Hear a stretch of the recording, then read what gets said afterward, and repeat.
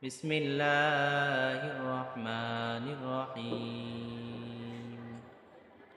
وذكر فإن الذكرى تنفع المؤمنين وقال رسول الله صلى الله عليه وسلم بلغوا عني ولو آية صدق الله مولانا العظيم اللهم صل على محمد وعلى آل محمد كما صليت على إبراهيم وعلى آل إبراهيم إنك حميد مجيد اللهم بارك على محمد وعلى آل محمد كما باركت على إبراهيم وعلى آل إبراهيم إنك حميد مجيد الحمد لله রব্বুল আলামিনের কাছে অসংখ্য অগণিত শুকরিয়া যে আল্লাহ পাক রব্বুল আলামিন আমাদেরকে দ্বীনের নিসবতে দাওয়াত ও তাবলীগের নিসবতে কোরআনে কারীমের নিসবতে রব্বুল আলামিন আমাদেরকে কিছু কথা বলবার শুনবার তৌফিক দান করলেন, এর জন্য বলি আলহামদুলিল্লাহ। আমি কোরআনে কারীম থেকে একখানা আয়াত তেলাওয়াত করেছি। রাসূল আকরাম সাল্লাল্লাহু আলাইহি ওয়াসাল্লামের অগণিত হাদিস থেকে একখানা হাদিসের অংশ আপনাদের সামনে পাঠ করেছি। রব্বুল আলামিন যদি আমাকে তৌফিক দান করে অল্প সময়ের মধ্যে কোরআন ও হাদিস থেকে দু চারটা কথা বলবো ইনশাআল্লাহ। রব্বুল আলামিন পবিত্র কোরআনের মধ্যে বলেন, ওয়াযাক্কির ফাইন্নায যিকরা তানফাউল মুমিনিন।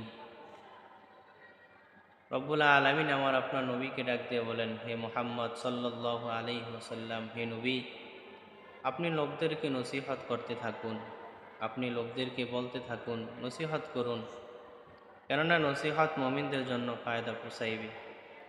আপনি যখন মুমিনদেরকে নসিহত করবেন, আপনি যখন মুমিনদেরকে মুসলমানদেরকে বয়ান করবেন, এই বয়ান এই নসিহত মুমিনদের জন্য ফায়দা। রাসূল আকরাম সাল্লাল্লাহু আলাইহি ওয়াসাল্লাম হাদিসের মধ্যে বলেন, বাল্লিগু আন্নি ওয়ালাউ আয়া। তুমি যেই বাণী শিখো, যেই কথা শিখো, যে একটা মূল্যবান কথা শিখো, হাদিস শিখো, কোরআন শিখো, এটা তোমার অপর ভাইয়ের কাছে পৌঁছিয়ে দাও। এজন্য আমরা যা শিখি এটা আমাদের অপর ভাইয়ের কাছে পৌঁছিয়ে দাও, এটা আমাদের দায়িত্ব, কর্তব্য। তো আজকে আমরা আলোচনা করব, আমরা যে তাবলীগ করি, এই তাবলীগ প্রথম কোথায় থেকে এসেছে, তাবলীগের শুরু কোথায় থেকে। এই তাবলীগ শুরু হয়েছে আল্লামা ইলিয়াস রহমতুল্লাহ আলাই থেকে। আল্লামা ইলিয়াস রহমতুল্লাহ আলাই যখন দারুল উলুম দেওবন্দ থেকে ফারেগ হয়েছেন, ওনার পড়ালেখা শেষ করছে। উনি পড়ালেখা শেষ হওয়ার পরে উনি বাড়িতে আসলেন, এলাকার মধ্যে আসলেন। এলাকার মধ্যে এসে দেখতেছে এলাকার মুরব্বীরা, এলাকার মানুষরা নামাজ পড়তেছে।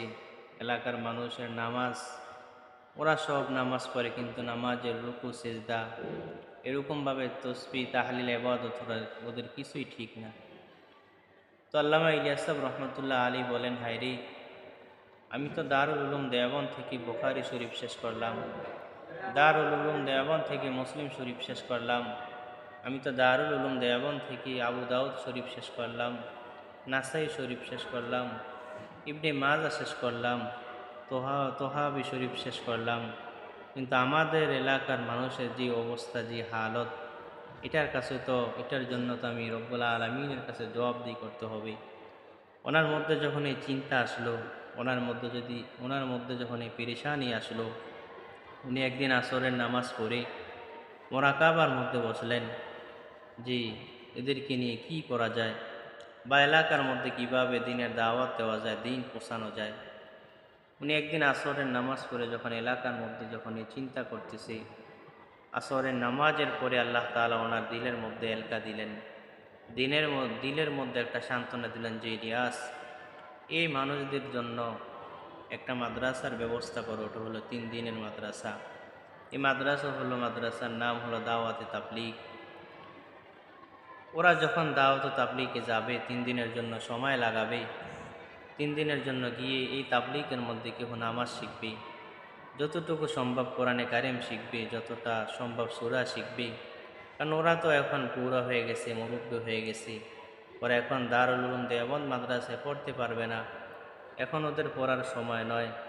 ওরা যখন 3 দিনের জন্য যখন দাওয়াত ও তাবলিগে যাবে, দাওয়াত ও তাবলিগে যাইয়া যতদিন সম্ভব হয় সূরা কেরাতগুলা শিখবে, নামাজ শিখবে, এরকমভাবে অন্যান্য ইবাদতগুলা শিখবে।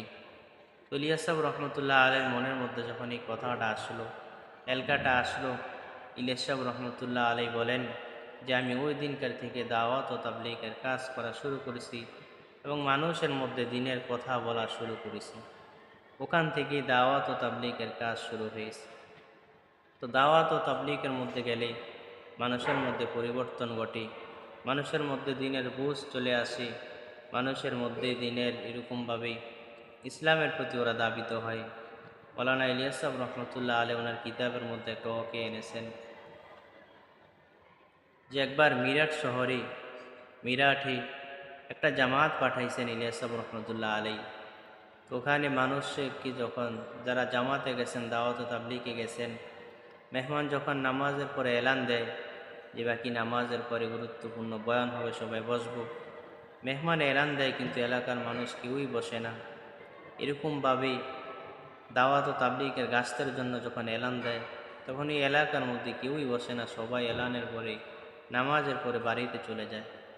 তো মৌলানা ইলিয়াস সাহেব রহমতুল্লাহ আলাই যে জামাত পাঠাইছে, ওই জামাত 3 দিন শেষ হওয়ার পরে ওরা কারগুজারি শোনালেন ইলিয়াস সাহেব রহমতুল্লাহ আলাইকে। বলতেছে, হুজুর আপনি তো 3 দিনকার জন্য আমাদেরকে মিরাটে পাঠাইছেন দিনের দাওয়াত দেওয়ার জন্য। ওখানে আমরা মানুষকে যখন দিনের দাওয়াত দিই, মানুষ আমাদের কথা শোনে না, আমরা নিজেরাই তালিম করি, নিজেরাই গাস্ত করি। তো ইলিয়াস সাহেব রহমতুল্লাহ আলাই যখন এই কথাটা শুনলেন, উনি বলতেছেন তোমরা আবার যাও, মিরাটে গিয়ে আবার দিনের দাওয়াত দিবা, তবে এবারের দাওয়াতটা হবে ভিন্ন দাওয়াত। তোমরা মসজিদের পাশে যদি কোনো বাগান থাকে, রাত্রেবেলা বাগানের মধ্যে ইবাদত বন্দেগী করবা, কান্নাকাটি করবা, দোয়া করবা।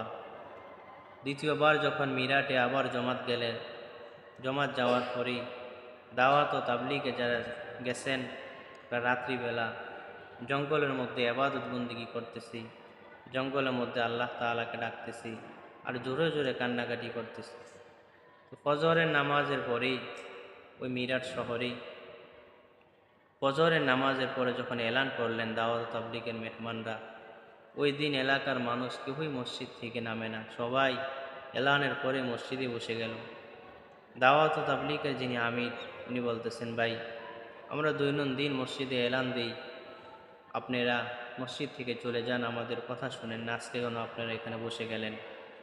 এলাকার কেউ একজন বলতেছে, ভাই আপনারা আমাদেরকে যখন আগের 3 দিন দাওয়াত দিয়েছিলেন আমরা আপনাদের কথা শুনি না, এখন আপনারা যখন আবার আসলেন, আমরা এখনও যদি আপনাদের কথা না শুনি তাহলে তো আল্লাহ পাক রব্বুল আলামিন আমাদের উপর গজব ডালবে, আল্লাহ পাক রব্বুল আলামিন আমাদের উপর লানত দিবে। এই জন্য আল্লাহ তাআলার ভয়ে আমরা এখানে বসে গেছি দিনের কথা শোনার জন্য। তো ইলিয়াস সাহেব রহমতুল্লাহ আলী বলেন, যে ব্যক্তি দিনকে সহি নিয়তে রব্বুল আলামিনকে রাজি খুশি করার জন্য দিনের কাজ করবে, স্বার্থ ছাড়া কাজ করবে, আল্লাহ তাআলা ওই কাজের মধ্যেই আল্লাহ তাআলা সব কিছুর মধ্যেই বরকত বাড়িয়ে দেবে এবং দিনের সমস্ত আসবাবপত্র যা যা দরকার আল্লাহ পাক রব্বুল আলামিন সব কিছুই ব্যবস্থা করে দিবে।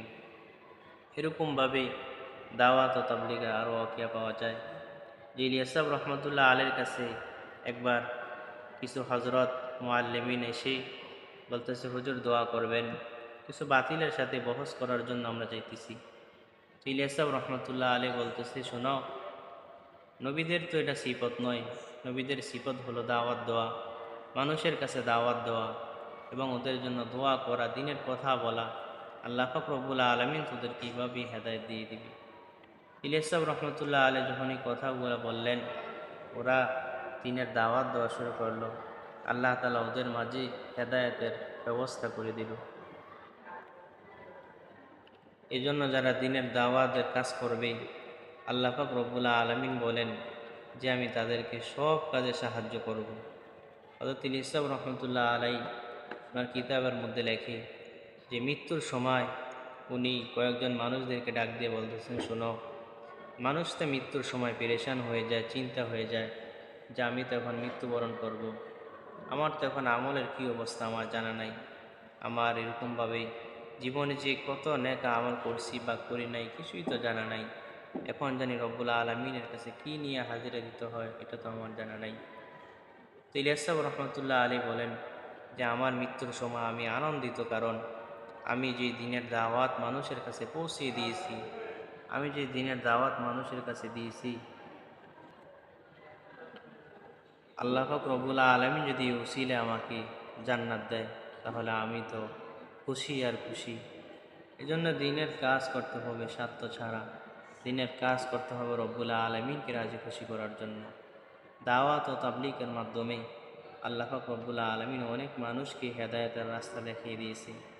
দাওয়াত ও তাবলীগের মাধ্যমে আল্লাহ পাক রব্বুল আলামিন গোমরা মানুষকে হেদায়েতের পথ দেখিয়ে দিয়েছে। এজন্য আমরা দাওয়াত ও তাবলীগের কাজ বেশি বেশি করা, আল্লাহ পাক রব্বুল আলামিনকে বেশি বেশি মানুষদেরকে দাওয়াত ও তাবলীগের মাধ্যমে স্মরণ করিয়ে দেওয়া এবং নিজে দাওয়াত ও তাবলীগের কাজ করা, মানুষদেরকে বুঝিয়ে তাশকিল করিয়ে দাওয়াত ও তাবলীগের মধ্যে নেওয়া, এটা আমার আপনার দায়িত্ব। অনেক মানুষ নামাজ পড়ে না, এরকম কারগুজারি পাওয়া যায় যে দাওয়াত ও তাবলীগে গিয়ে ওরা নামাজ ধরছে, দাওয়াত ও তাবলীগে গিয়ে ওদের গুনাহ ছেড়ে দিয়েছে, দাওয়াত ও তাবলীগে গিয়ে নিজেকে পরিবর্তন করে ফেলছে। অনেক মানুষের এরকমভাবে নামাজ পড়তো না, দাওয়াত ও তাবলীগে 3 দিন, 1 মাস, 1 চিল্লা, পুরা বছর কাটিয়ে দিয়ে নিজের মধ্যে পরিবর্তন ঘটিয়ে ফেলছে। আল্লাহ এবং আল্লাহর রাসূলের মোহাব্বত নিজের মধ্যে এনেছে। আমরা যদি দিনের দাওয়াত দেই এবং দাওয়াত ও তাবলীগের কাজ করি, রব্বুল আলামিনের পথে মানুষদেরকে বুঝাই, ওরা যতদিন ইবাদত বন্দেগী করবে, আল্লাহ পাক রব্বুল আলামিন বলেন ওদের একটা ইবাদতের ভাগ, ইবাদতের অংশ তোমাদের আমল নামার মতো দেওয়া হবে। এজন্য আমরা যখন দুনিয়ার মধ্যে রব্বুল আলামিন আমাদেরকে পাঠাইছি ইবাদত করার জন্য, দেখা গেছে আমি নামাজ পড়ি, আমার আরেক ভাই নামাজ পড়ে না, আমি রোজা রাখি, আমার আরেক ভাই রোজা রাখে না, ওদেরকে রোজার প্রতি দাওয়াত দেওয়া, দিনের প্রতি দাওয়াত দেওয়া। এই জন্য আল্লাহ পাক রব্বুল আলামিন আমাদের সবাইকে মানুষদেরকে বুঝিয়ে শুনিয়ে ইবাদতের প্রতি দাবিত করার তৌফিক দান করুক এবং আমাদের সবাইকে দাওয়াত ও তাবলীগের কাজ করার, দাওয়াত ও তাবলীগে গিয়ে সময় দেওয়ার এবং 1 চিল্লা 3 দিন এরকম সাল লাগানোর তৌফিক রব্বুল আলামিন আমাদের সবাইকে দান করুক। সব বলি আমিন। এই কথাগুলো বললাম, আল্লাহ আমাদের সবাইকে সহি নিয়তে আমল করার তৌফিক দান করুক বলি আমিন। ওয়া আখিরি দাওয়ানা আলহামদুলিল্লাহি রাব্বিল আলামিন।